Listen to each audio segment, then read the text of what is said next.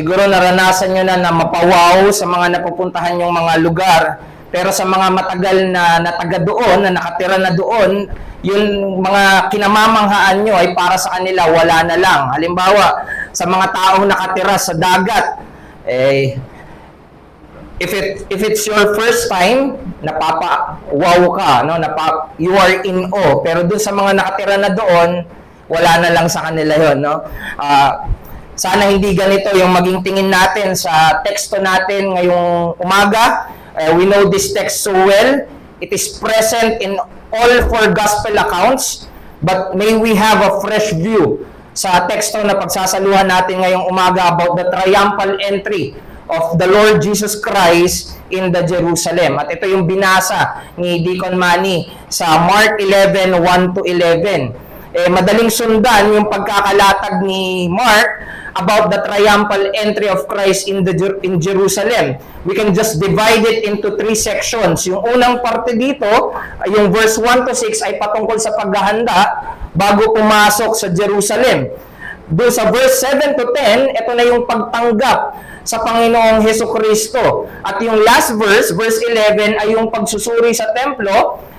Ginawa yun ng Panginoong Jesus kasi yung mga susunod na chapter na ipapangaral sa atin next week ay may yung magiging response, magiging tugon ng Panginoong Hesukristo after na nakita niya yung templo.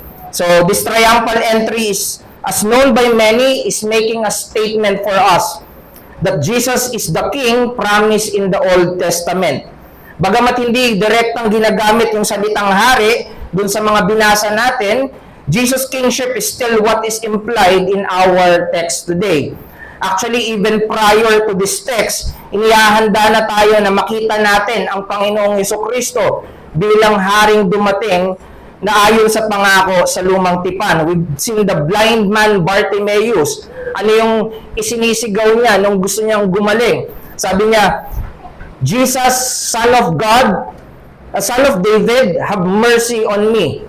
Yung Son of David doon ay pumapatungkol sa royalty, no, yung kingship na kinikilala na ang Panginoong Hesukristo ay hari, no. This is those people who's crying or who understand, na nauunawaan nila yung salitang Son of David, kinikilala nila si Jesus bilang fulfillment of the promised king in the Old Testament. Even those texts that mention about the kingdom of God, anong silbi ng kaharian na walang hari? This is for us to see that Christ is the King. Christ is the focus of the kingdom. Yung paghahanda ng daan ni John para kay Jesus, yung pagsunod maging ng mga demonyo, ng kalikasan, maging yung mga sakit na nautusan, na umalis, gumaling, sumusunod, no? Yung mga yon ay nagpapakita ng autoridad na meron ang Panginoong Jesus bilang hari. Sa text natin, yung utos ni Jesus sa 2 disipulo sa verse 2 na pumunta doon sa susunod na nayon para kunin kalagan yung batang asno ay hindi utos ng isang guro, kundi utos ng isang may otoridad na hari. Kung ang guro ay kailangan niyang magpaliwanag, ang hari, di niya obligasyon na magpaliwanag sa mga nasa ilalim niya kapag nag-uutos siya. Tandaan din natin na hindi utos ito ng magnanakaw, kundi utos mula ng isang may otoridad na hari. Pwede kasing isipin, inutusan ni Jesus na kunin yung asno. Again, the king has the authority of everything na nasasakupan niya. Pero we can also think na etong may-ari ng asno ay kumikilala rin sa Panginoon. Kaya nung malaman nila na kinakalagan, tinanong sila bakit nila kinakalagan, kailangan ng Panginoon. Kaya sinabi doon, anong sabi niya? Ibabalik din yung asno. At nung malaman, pinayagan na kunin yung asno. Ibig sabihin yung may-ari ay pumayag na gamitin yung asno niya para sa pangangailangan o para doon sa triumphal entry of Christ. Pero ang tanong, bakit kailangan pa yung asno dito sa story? Bakit kailangan yung asno sa story? Pagod lang ba si Jesus? Possible, pero tandaan, sanay sila na maglakad whenever they travel. This is the very first time na nakita natin na sumakay ang Panginoong Hesukristo sa asno. Ito yung ginagamit ng mga false teacher, no? Na kung si Jesus daw ay nabuhay na ngayon, sasakay daw ng eroplano. Those people who teach that way do not understand the triumphal entry of Christ. All four gospel account wanted us to see na ang Panginoong Jesus ang katuparan ng mga propesiya sa lumang tipan. And this is what the donkey is for. Para ipakita sa mga tao na si Jesus yung katuparan ng propesiya sa lumang tipan. Isa sa mga malinaw na Old Testament text about the significance of riding a donkey is yung Zechariah 9:9. Kinote to mismo ni Matthew at ni John sa account nila when they tell about the triumphal entry of Christ. Ang sinabi doon sa Zechariah 9:9, hindi ko nalalahatin, pero sabi doon, tignan mo, ang inyong hari ay dumarating sa inyo, mapagpakumbaba at nakasakay sa isang asno. Yung konteksto nung Zechariah chapter 9, before that, alam natin, nadaanan na natin sa mga dating pangangaral, no? Si Zechariah ay kasama ni Haggai na mga propeta na pinadala to encourage God's people to rebuild the destroyed city in Jerusalem, especially yung temple. Yung building of the temple, na kumpleto nila yan. However, yung templo na yon ay hindi impressive compared to the previous temple, kumpara dun sa templo ni Solomon. Naging disappointment to sa mga maraming Hudyo, but what was even more disappointing was that they have finished the temple. They have finished the city. Yet, there's still no king to lead them. Walang hari na mangunguna sa kanila. Kaya yung Zechariah 9, chapter 9 to 14, sinulat yon para i-encourage yung mga tao na merong hari na darating. Huwag kayong panghinaan ng loob, merong haring darating. At paano nila malalaman? Ang haring ito ay hindi tulad ng ibang hari. Siya ay mapagpakumbaba at nakasakay sa isang asno. Tila sinasabi ni Mark sa atin, sa mga mambabasa niya, tignan ninyo, si Jesus ang pinangakong hari na dumarating. Siya ang mapagpakumbabang hari sa Zechariah 9:9. Siya ang sinasabing hari na nakasakay sa asno. And this is a very momentous event, a very significant one, but this is also a peculiar one. Kakaiba to. Kakaiba yung pangyayari na ito dahil laging umiiwas ang Panginoong Jesucristo sa atensyon ng publiko. Nakita natin yan sa mga dati nating pangangaral. Namamahinga siya madalas sa mga ilang na lugar o kaya kapag may mga taong nagkakagulo para kunin siyang hari, tumataka siya, umaalis siya kapag kukunin na siya bilang hari. Even asking people not to tell about what they witness. Di ba may mga tao silang sinasabihan? Ang Panginoong Jesus sinasabihan niya, huwag niyo munang ipagsabi o huwag niyo munang sabihin to pag na-encounter nila si Christ. But now, during this time, Christ is making a public entry into Jerusalem, riding on a young donkey with a lot of crowd following him. May mga taong sumusunod sa kanya. Jesus is no longer avoiding public attention and kinukuha niya yung atensyon ng buong Jewish nation. At tandaan natin, tinapat ito sa pista ng Pasko kung saan mas maraming Hudyo sa Jerusalem ang nagtitipon. Isipin mo yon. Pero again, the question remains, bakit? Dahil again, pinapakilala na ni Jesus ang sarili niya na siya ang Kristong mamamatay para sa ikatutubos ng marami. Yung mga salita na pribado na tinuturo niya sa mga apostol, example yung sa Mark 10:45, ito yung parehas na mensahe niya na isinasa publiko niya na.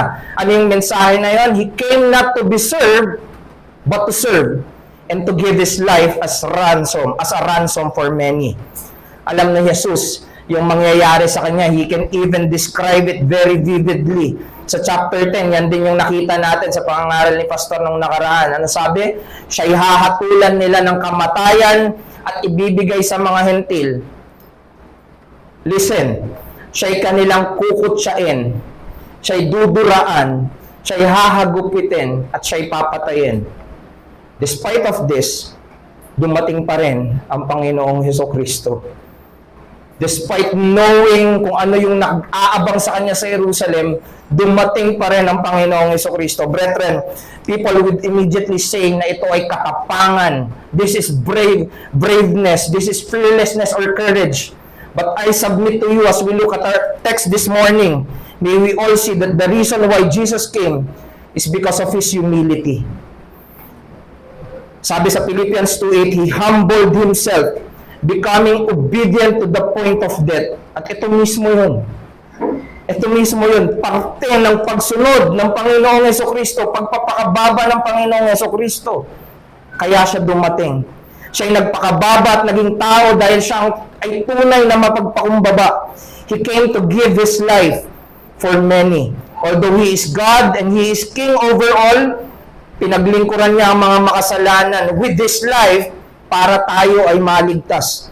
Siya ay nagpakababa para maligtas tayo sa ating mga kasalanan, sa ating makasalanan at napapahamak na kalagayan.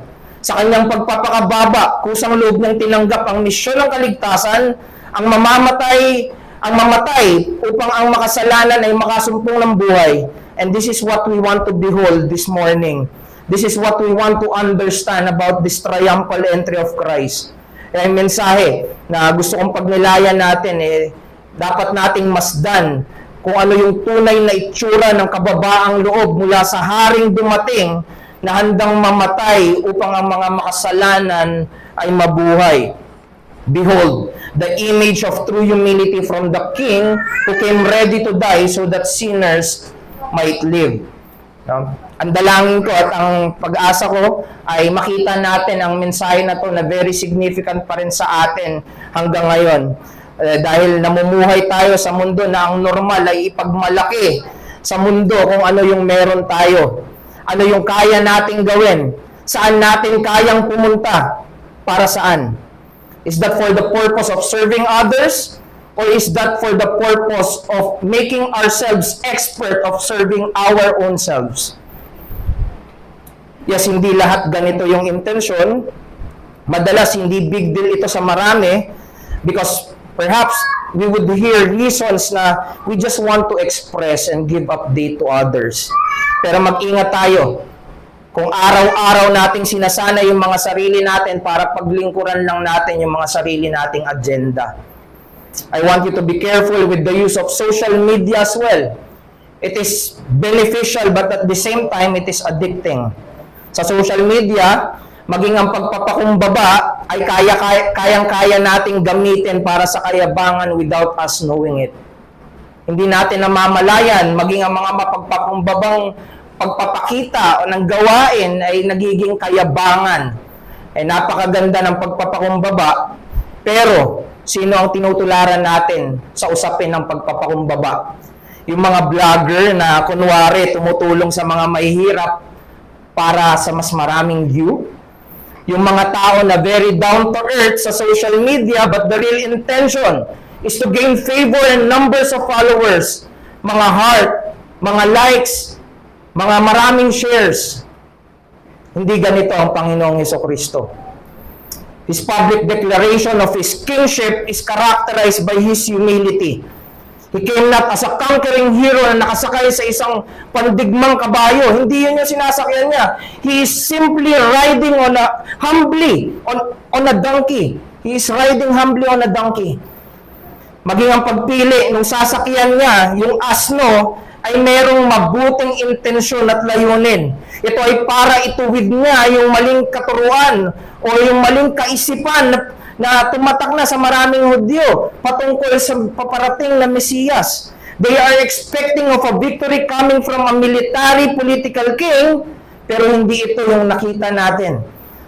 Ang pinakita ni Kristo na klase ng katagumpayan ay dadalhin niya hindi sa pamamagitan ng puwersa, kundi sa pamamagitan ng pagpapakumbaba to the point of laying down His own life for sinners. Kaya naman habang minamasdan at mas nauunawaan natin ang kababaang loob ng Panginoong Jesucristo, nawa mas mahikayat tayo na tularan siya sa usapin ng pagpapakumbaba. Siya yung tularan sa pagbibigay ng buhay para paglingkuran ang iba.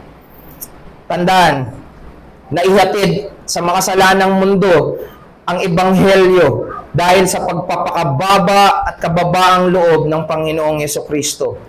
Ang ebanghelyo ay hindi tatanggapin ng mga mayayabang at ayaw magpasakop sa pangunguna ni Kristo bilang hari. Ang ebanghelyo ng mayayabang ay hindi makikita ang kasapatan ng Panginoong Jesucristo, kung kaya parati pa rin nilang isisingit yung mga gawa nila bilang pag-asa nila. At salamat sa Diyos dahil ang mabuting balita ay tunay na mabuti dahil ibababa nito yung anumang pagmamataas at itataas dito ang tunay na nagpapakumbaba. Salamat dahil hindi tayo hahayaan ng ating Diyos sa ating mga sariling pagmamayabang at pagmamataas. Salamat dahil hindi ako hahayaan ng Diyos sa sarili kong kayabangan, kundi ililigtas niya ako sa aking sariling kayabangan. And as we learn and recognize the gospel from the humility of Christ, may it lead us to willingly obey and worship Him as our King. At pangalawa, to willingly lay down our own lives for the good of others. Habang pinagninilayan natin ang kapakumbabaan ng Panginoong Jesucristo, dalhin nawa tayo nito sa 2 punto natin ngayong umaga. Ang pagpapakumbaba ng Panginoong Jesucristo ay dapat dalhin tayo to willingly obey and worship Him as King. Pansinin ninyo na yung obedience and worship, ito mismo yung very prominent response na nakita natin sa text natin. Kung intentional na pinapakilala ni Jesus yung sarili niya bilang hari, ang mga taong tumutugon ng tama sa pagpapakilala ng Panginoong Jesucristo ay makikita mo na sumusunod at sumasamba sa Panginoong Jesus. Ito yung nakita natin sa mga disipulo at ito yung mga nakita natin sa mga tao na naglatag ng kanilang balabal, kumuha ng mga madahong sanga para ilatag sa dadaanan ng Panginoong Jesucristo. Mga taong sumisigaw ng magkakasama ng hosana. No? Masasabi natin na hindi lahat ng sumusunod at sumasamba kay Jesus ay totoo sa pagkilala nila kay Jesus. Yung iba doon nakikisabay lang. Yung iba doon ay nagpapanggap lang. Pero bakit? Ba't nila gagawin yon? Perhaps we can say that this is because they have the wrong view of the Messianic King. At dahil mali ang kanilang pagtingin sa haring dumating, yung makasalanang layunin nila, yung napag-iigting. Totoo naman, when Christ's identity is suppressed, sin's intent progress. Kapag hindi natin kilala ang Panginoong Jesucristo, yung maliit na pagkakakilala natin kay Kristo ay hindi natin pinapahalagaan, ang mas lumalago ay ang ating pagiging makasalanan. Ito yung nangyari sa mga Pariseo, sa mga tagapagturo ng kautusan, na ang gusto ay isang political king and not a humble king. So what they did is they rejected Christ as king. Tinatanggihan nila yung pangunguna ni Kristo. At ganito din yung kay Judas. He has a wrong view of the Messianic King. Ang tingin niya kay Jesus bilang hari ay isang hari na pwedeng ipagpalit sa pera. So he rejected the kingship of Christ dahil sa pera. At marami pa rin Pariseo at Judas na tinatanggihan ang paghahari ng Panginoong Jesus ngayon. Dahil hindi nila nakikitang akma si Kristo sa gusto nila. Mukhang banal na humahalik sa Panginoong Jesucristo, pero inaayawan ng pangunguna ng Panginoong Yesus dahil sa maraming bagay, hindi lang sa pera. Kaya ano yung tingin mo kay Kristo? Siya ba ang hari na ginagalang at sinusunod mo? O hari na pwedeng baliwalain at okay lang na huwag pansinin, maunawaan ka naman niya? Siya ba yung hari na pinapasunod mo sa gusto mo? Kung ganito yung tingin mo kay Kristo, mali ang pagtingin mo sa Kanya, and this will not do you any good. Kailangan mo siyang makilala ayon sa kung paano niya pinapakilala yung sarili niya. We need to know Christ according to His revelation. On the other hand, pwede na nating sabihin na yung mga totoong sumusunod at totoong sumasamba kay Jesus, sila yung mga totoo at tama ang pagkilala sa Panginoong Jesus. Perhaps even after many years, sila yung mga nandun pa rin na patuloy na gusto, hangarin na makilala ang Panginoong Jesucristo. Kasi yun yung sense eh.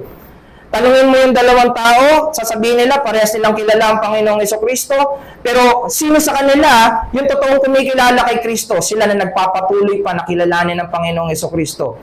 Sila na huminto sa pagkilala kay Jesus, hindi nila kilala si Jesus. They are suppressing the identity of Christ. Ayaw nila yung buong Kristo ng kasulatan. Again, the more we know Christ, the more we will be willing to obey and worship Him. At yun yung katotohanan. Kaya kahit yung mga matatanda, kahit na yung mamamatay na, gusto pa rin magbasa ng kasulatan, it's not for them to just be happy on their own. They want to know Christ. They want to hope on Christ. They want Christ. Kaya yung aral, true obedience and worship will surely flourish when Christ, the humble King, is truly cherished. Ang totoong pagsunod at pagsamba ay tiyak na mapagyayaman kung si Kristo ay kinikilala or si Kristo bilang nagpakumbabang hari ay tunay na pahahalagahan. Kung di natin susundin si Jesus bilang hari, hindi natin makikita na yung salita niya ay totoo. Na kapag sinabi niya, tiyak na mangyayari. Imagine kung yung dalawang alagad ay hindi sumunod sa pinag-uutos ni Jesus. Hindi nila mawi-witness na tama si Jesus patungkol sa donkey na pag pumunta sila doon sa lungsod na yon, kahit hindi pa napuntahan, merong asno na nag-aabang doon. Same as true sa atin. Each time that we choose not to obey Christ, hindi natin nakikita o nararanasan ang katotohanan ng mga salita ng Panginoong Jesus. In each disobedience and neglect of the commandment of Christ, the more we grow colder hanggang sa makita na lang natin yung mga sarili natin na handa na tayong talikuran at baliwalain si Jesus. Ang pagsunod pala ay pagtitibayan ang pagkakakilala ko kay Jesus. Ang hindi pagsunod ay sisirain ang pagkakakilala ko kay Jesus. Kung tatanungin tayo ng mga tao, parehas na tanong din sa dalawang alagad kung bakit natin ginagawa yung utos ni Jesus, and may we be able to confidently answer them that it is all because Christ is our King whom we love to know more. Ginagawa namin to dahil mahal namin ang aming hari. Siya ang tagapanguna namin at wala kaming susundin na ibang hari kundi siya. And all the more na nakikita namin ang kagandahan at kabutihan ng kanyang salita, ay mas lalo namin siyang susundin. Now, this is like a relationship between parents and their children. Alam mong maayos yung relationship nila when their kids obey them without grumbling. Alam mo na okay yung relasyon nila. And we cannot say that we have a good relationship to Christ when we don't obey Christ. Or when we obey Him with a grumble heart. Hindi natin masabi na maayos yung relasyon natin. Hindi, okay lang ako sa relasyon ko kay Kristo. Habang nakikita ka ng mga tao na sinusuway mo si Kristo. No.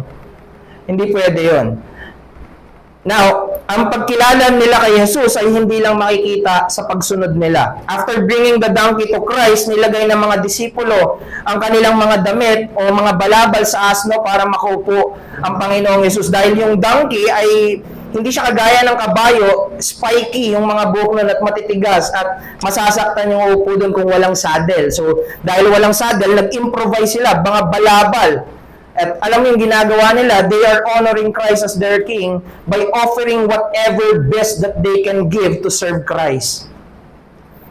Maging ang mga taong sumusunod kay Jesus ay naglatag ng kanilang mga balabal at pumutol ng mga madaong sanga bilang pagpaparangal kay Jesus. Itong mga taong to, na nakita na may nilatag ng balabal dun sa donkey, hindi nila sinabi, ay, may naglatag na ng balabal, di na ako maglalatag. Hindi nila ginawa yun.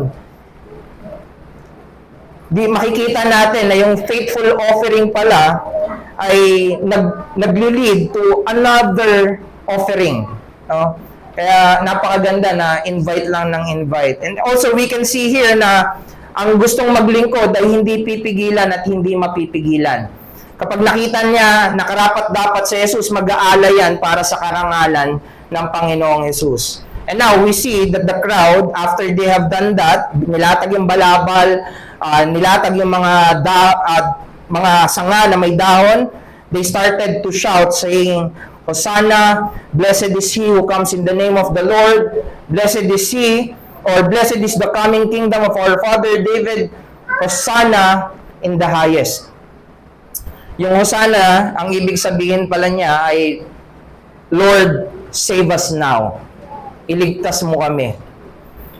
A word also used to honor and to give praise. No?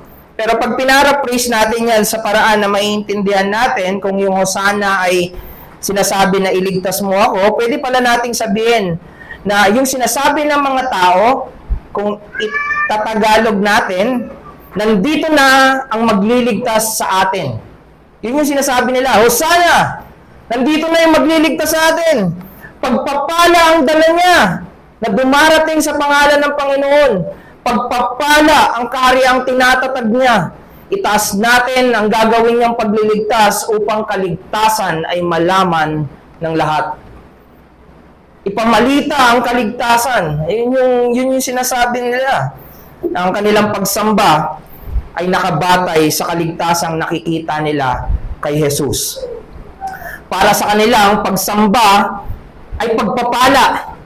Nakikita nila na ang pagsamba para sa kanila na ibinilang sa kaharian ay, again, pagpapala ang pagsamba para sa kanila na ibinilang sa kaharian ng Diyos. Ang pagsamba nila ay may layunin.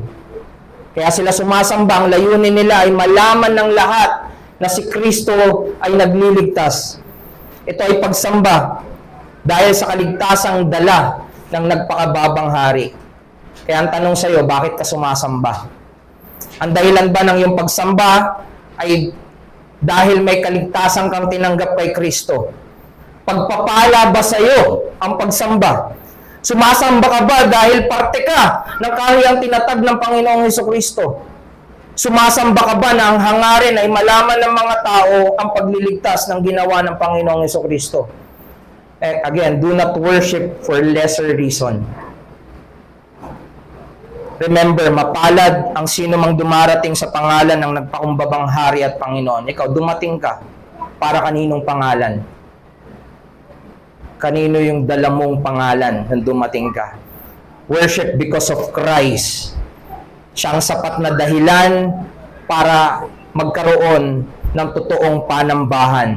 No Christ, no true worship. Kung wala si Kristo, walang totoong pagsamba. Actually, kayabangan sa Diyos kung hindi si Kristo ang dahilan ng ating pagsunod at pagsamba. Kayabangan sa Diyos kung hindi tayo sumusunod at sumasamba. Ang pagpapakababa ni Kristo, yun ba yung gagamitin mo para magyabang sa Diyos? Ang pagpapakababa ni Kristo ang naging tanging paraan upang ang makasalanan ay makapanumbalik sa Diyos. Now, if you think Christ is not enough, lumalaban at nagyayabang ka sa Diyos as if you know better. Kung hindi si Kristo ang layunin ng pagsunod at pagsamba mo, sooner or later, you will see yourself no longer obeying and no longer worshiping Christ. Ang nagliligtas na ebanghelyo ay nananatiling totoo. Tumingin at matuto ka sa pagpapakababa ng Panginoong Hesukristo at ito nawa ang maging motibasyon mo upang aminin ang iyong naging mga pagyayabang sa Diyos. Ang pananatili at pagpapatuloy sa kasalanan ay pagyayabang sa Diyos. Bawat kasalanan ay pagyayabang sa Diyos. Ang hindi aminin na kailangan mo ang Diyos ay kayabangan. Para kang isda na ayaw sa tubig. Ito yung mayabang. Para kang maliit na bata na ayaw ng gabay ng magulang. Ito yung pagyayabang. Narinig natin yung trending na post about dun sa isang tao. Hindi galing yan sa Diyos. Galing yan sa hard work ko. Nung binabanggit ko yan sa family worship, ang sabi niya, Ezekiel, saan galing yung hininga niya? Saan galing yung buhay niya? Alam niyo, totoo eh.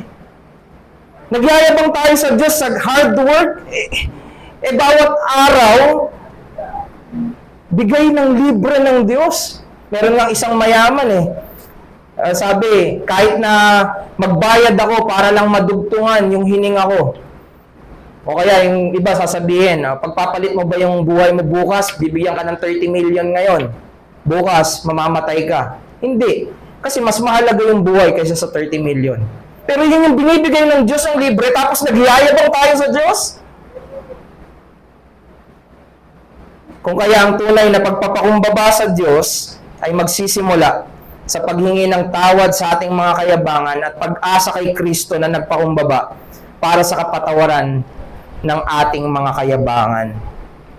Kaya ang hamon sa atin ay patuloy tayo na magsuri, maging mapagbantay sa mga bagay na maaaring humadlang sa atin na sundin at sambahin ng Diyos. Huwag nawa nating gamitin yung mga mabubuting bagay na binigay sa atin ng Diyos para magyabang at hindi siya sundin at hindi siya sambahin. Even the hard and challenging or confusing situation na meron tayo ngayon, may it truly humble us para makita natin na kailangan natin ang Diyos. Para aminin natin na kailangan natin ang Diyos. Mga tao, pag nahihirapan, malakas pa ang loob na mataas sa Diyos. Ang danging posisyon na meron tayo ay magpakababa sa Diyos, hingin ang awa niya. Ganito yung nakikita natin sa Psalms. Ito yung nakikita natin sa Biblia. Dito tayo dapat mamuhay. We should make a stand and call others as well, continuing obedience and worship even through hardship. Every week, kada linggo, kada araw ng Panginoon, we are making a statement to the world na yung pagsunod at pagsamba ay nananatiling mahalaga. Hindi ito naluluma at kailangan ito ng lahat para mabuhay ng tama. Paano sila magpapakumbaba sa Diyos kung tayo mismo na tinawag ng Diyos ay ayaw sumunod at sumamba sa Diyos? How would they honor obeying and worshiping God if we find ourselves cold in obeying and worshiping God? Kapag ang tao ay pinag-uusapan si Jesus, dalawa lang naman yung posisyon na yan. No, dalawa lang yung posisyon ng tao. Either you will humbly recognize Jesus as your king, or you will arrogantly reject Him as king. Kasama na dito sa pag-reject, sa pagiging hari ni Jesus, yung mga lantaran, yung mga galit na klase ng pagtugon, o maaaring pwedeng mukhang inosente, napaka-amo, napaka-silent, walang imik, pero yun mismo yung dahilan kung bakit nananatili sila na ayaw tumugon sa paghahari ni Jesus. Sabi nila, ang mga tao daw na sumisigaw ng Hosana ay parehas ng mga taong sumisigaw na ipako siya sa krus. And we can only speculate and we cannot prove it if it is true. However, nandun yung posibilidad na hindi natin pwedeng itanggi. May mga kasama tayo na nakipagtipan at kasama nating magpuri noon, ngunit ngayon, their very lives proclaim that they do not care even if Christ has been crucified. At ang nakakatakot na parte nito, it can happen to any one of us.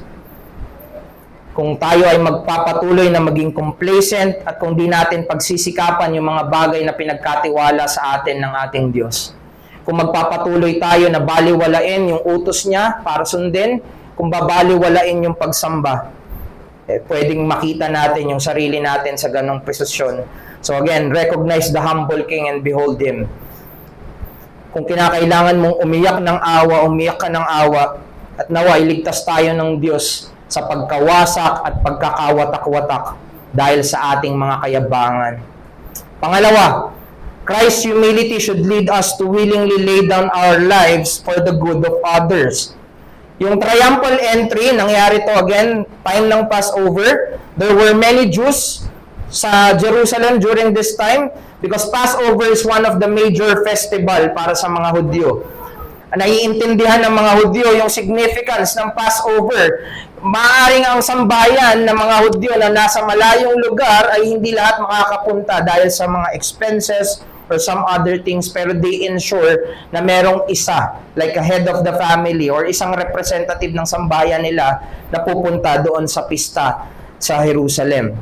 Because they understand what Passover is and what that festival is. Now, it is to celebrate and remember God's deliverance of His people from the oppression of Egypt. Naiintindihan nila kung ano yung ibig sabihin ng Passover lamb. Ang tupang pinatay upang ang iba ay mabuhay at mapalaya sa kanilang pagkakaalipin. Dahil yun yung nakita nila na nangyari sa Ehipto. Ang hindi nila naiintindihan ay si Kristo, yung tupa ng Paskwa. Siya yung papatayin para ang makasalanan ay mabuhay at mapalaya sa pagkakaalipin. You've been enjoying your salvation because Christ has died. Meron tayong kumpiyansa na umarap sa Diyos na hindi tayo pupuksain ng Diyos dahil merong namatay para sa atin. Isang katotohanan na dapat hindi natin kailanman baliwalain. Si Kristo yung alay at ang dahilan ng pagdiriwang ng Pasko, yet siya yung inignore. Pero kung nauunawaan nila yon, pahalagahan nila si Kristo ng buong makakaya nila.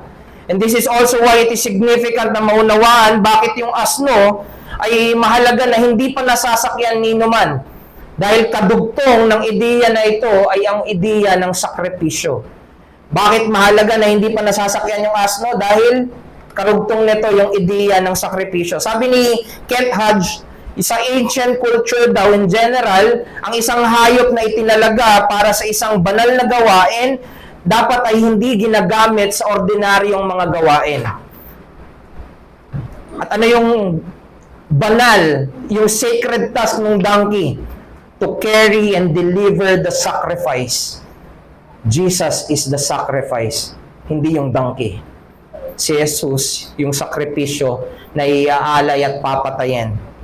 At mapagpakumbaba at handang ibinigay ng Panginoong Jesucristo ang sarili niyang buhay para sa katubusan ng marami. Realize this, nagpakababa ang Panginoong Jesucristo para maabot yung makasalanang mundo. Ito'y pag-ibig niya na handang magsakripisyo. Pag-ibig na handang ialay yung buhay upang ang mga makasalanan ay hindi mapahamak at mamatay.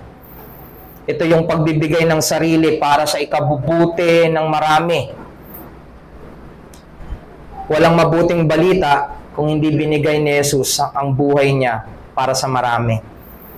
At kung tayo ay namumuhay sa parehas na mabuting balita, the gospel will not hinder us, but will compel us to give our lives, to willingly give our lives for the good of others, para makita rin nila yung pagliligtas na kailangan nila, na kay Kristo lang nila matatagpuan.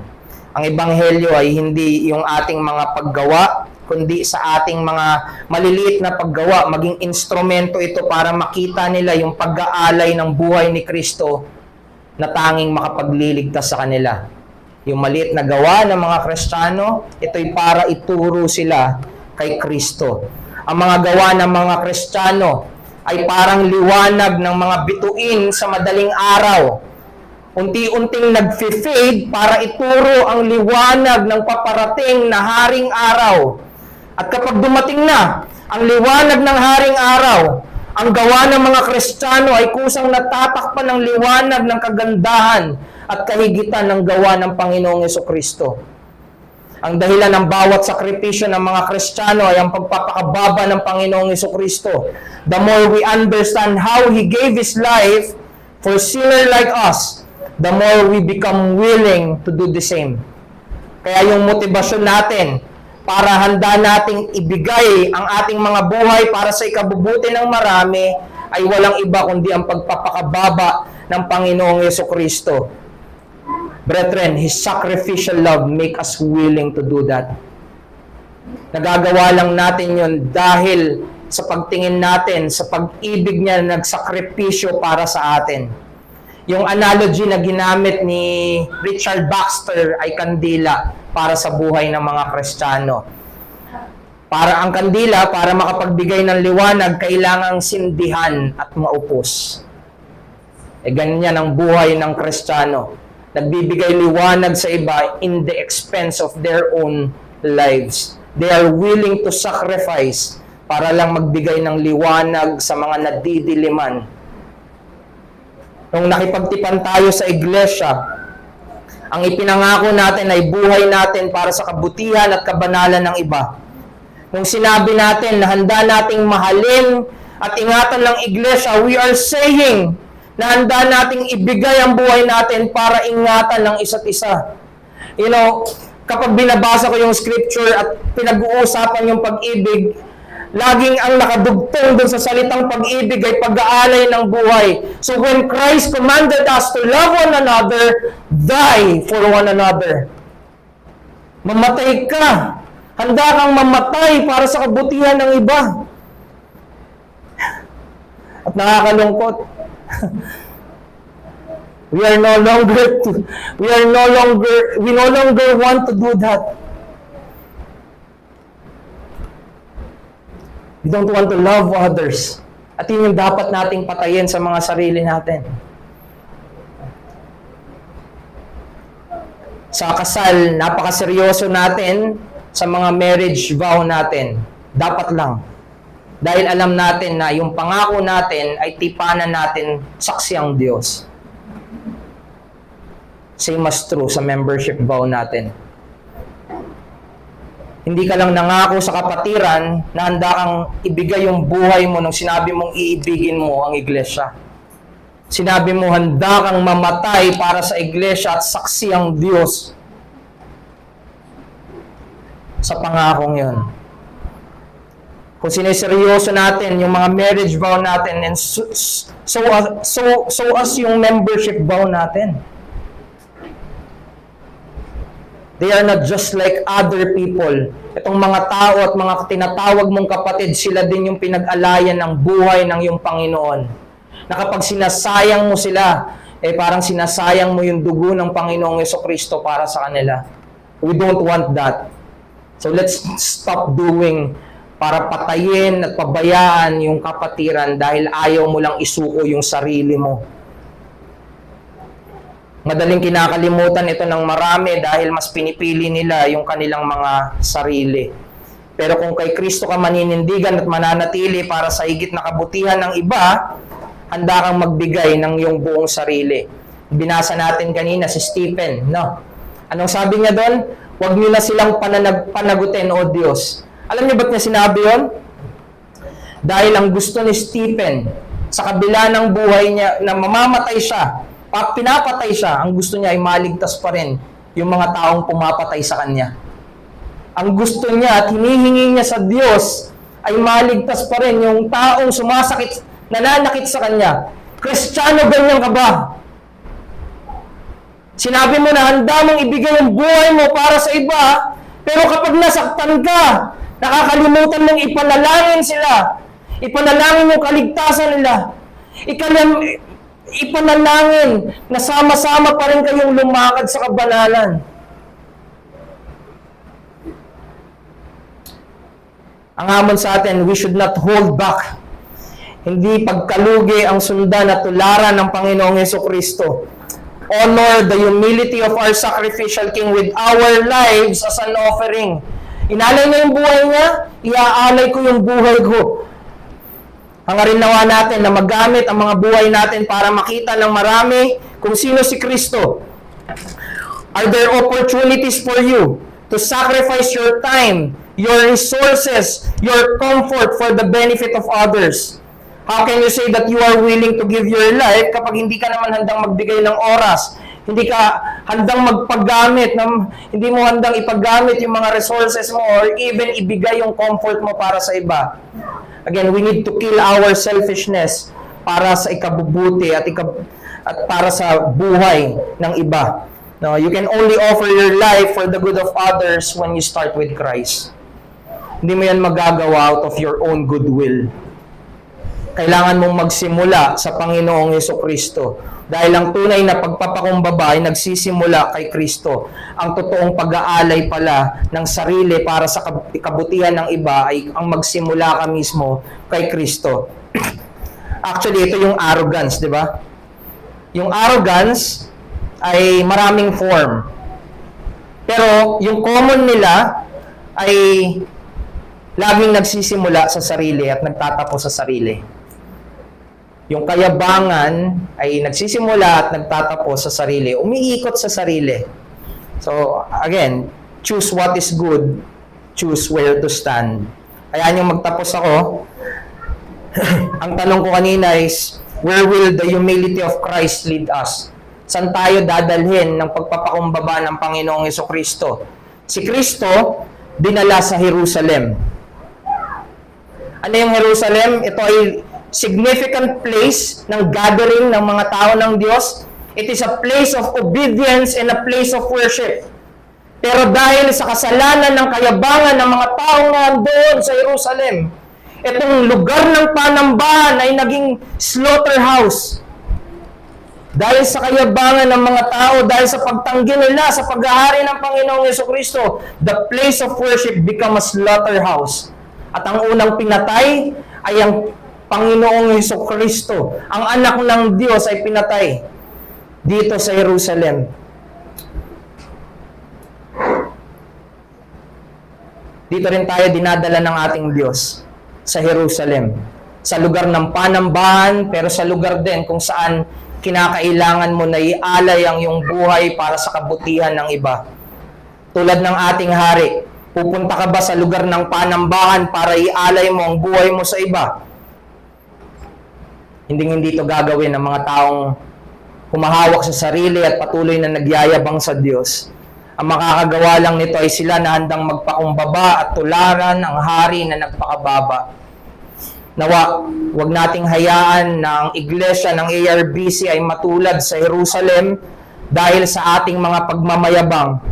Pero tulad ng Jerusalem, nawa, ang iglesia ng ARBC ay maging iglesia na handang sumunod, handang sumamba at handang ialay ang buhay nila para sa iba. Yung huling hymn na aawitin natin ay pinamagatang kaaya-ayang makita. Ito nawa ay maging totoo sa komunidad na palaging pinipili ang magpakumbaba dahil ang hari nila ay nagpakababa. Tayo manalangin. Aming Diyos, nagpapasalamat kami sa kaligtasang dala mo. Nagpapasalamat kami sa pagpapakababa mo. Nagpapasalamat kami sa ibinigay mong buhay para sa amin. Huwag nawa naming baliwalain ang utos mo, ang pagsamba mo, maging ang kabutihan ng mga kapwa naming Kristiyano at kaligtasan ng mga wala pa sa inyo. Huwag nawa kaming manatili sa kayabangan. Iligtas mo kami sa sarili naming kayabangan. Turuan mo kami na manindigan. Ang mga magulang ay dalhin ng may pagsusumikap yung mga anak nila sa panambahan. Dalhin at ituro na dapat sundin ang Panginoong Jesucristo. Kagaya ng nakita namin, nagsimula sa pag-aalay ng mga disipulo at ang iba na nakita ito ay sumunod. Ganito yung pag-asa namin sa mga tao na patuloy naming ini-invite. We want them to see Christ as King. Sana po magpasakop ang bawat isa dahil alam namin na mapapahamak ang sino mang hindi magpapasakop sa Panginoong Jesucristo. Kaya sana gamitin niyo ang mensahe para ipaalala, mapanariwa, makita namin saan nga ba kami nakatayo. Are we humbly accepting Jesus as our King? Or we are arrogantly rejecting Him as a King? Kaya dalangin namin, O Diyos, masumpungan kami sa pagpapakababa na tinatanggap ang paghahari at pangunguna ng aming Panginoong Yesus. At nawa, maluwalhati ka. Ingatan mo ang iglesia, ingatan mo ang panambahan. Ito yung dalangin namin sa pangalan ni Kristo. Amen.